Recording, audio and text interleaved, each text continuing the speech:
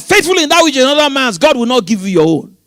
Isaac Newton was faithful, was Kepler's, faithful in that which was Galileo's, and then God gave him his own. And if you are faithful, like Albert Einstein, they asked Albert Einstein, who influenced you the most? He said, 2 people. Number 1 was Isaac Newton. Number 2 was James Clerk Maxwell, who incidentally was a born-again Christian. He said, it's on these giants. None of us, nobody is in isolation. You need people. You will learn from somebody. Are you listening to me? Before God will give you your own. Are you listening to me? These is there. For me, what takes the cake is DNA. DNA is a computer program, is a computer code using chemical bonds, CTGA. So it goes C, T, T, T, G, A, T, T, T, G, A, C, T, T, T. Then it will stop. Hold on. Somebody's talking to you. Then there will be a gap. Then it will say C, T, T, G, A, C, T, T, G, G, A, C, T, T, T, G, G, G, A. And that code is unique for every human being. Then you tell me there is no God?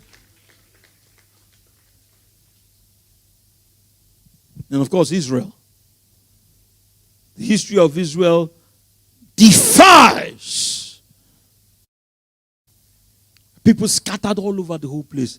God brings them back together in 1948. Watch this. And the ancient Hebrew language, which had died, they revived it.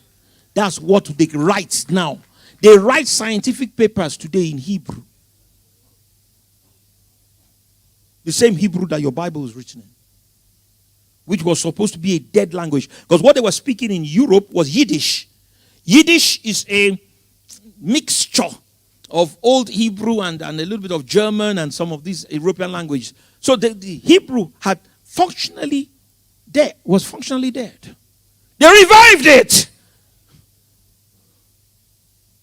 Give the Lord a clap offering, somebody.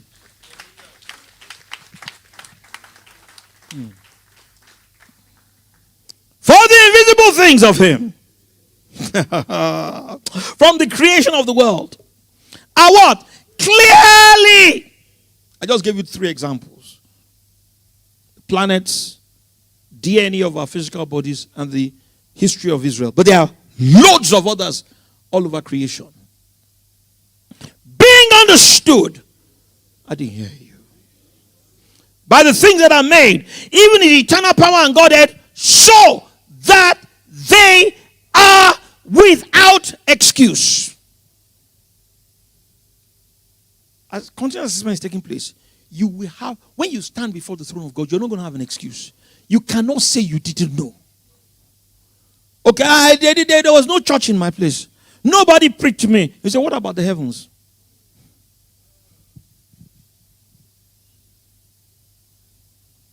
What about your body that is fearfully and wonderfully made? Watch this. You breathe out carbon dioxide. That tree outside, it takes in carbon dioxide and releases oxygen. Stop that nonsense. You are without excuse. Because, now I'm getting to the heavy part. Because that when they knew God, now they didn't know God, they're not born. It's talking about conscience. When through their conscience, chapter 1 verse 9, it says, this is the true light of every man. No exceptions. Every man that cometh into the world. Well, when they knew God, neither were thankful, but became vain in their imaginations, and their foolish heart was darkened. It means it was originally enlightened through the conscience. This is true for every human being, all of us. And forgive my sins. When I realized I can't escape.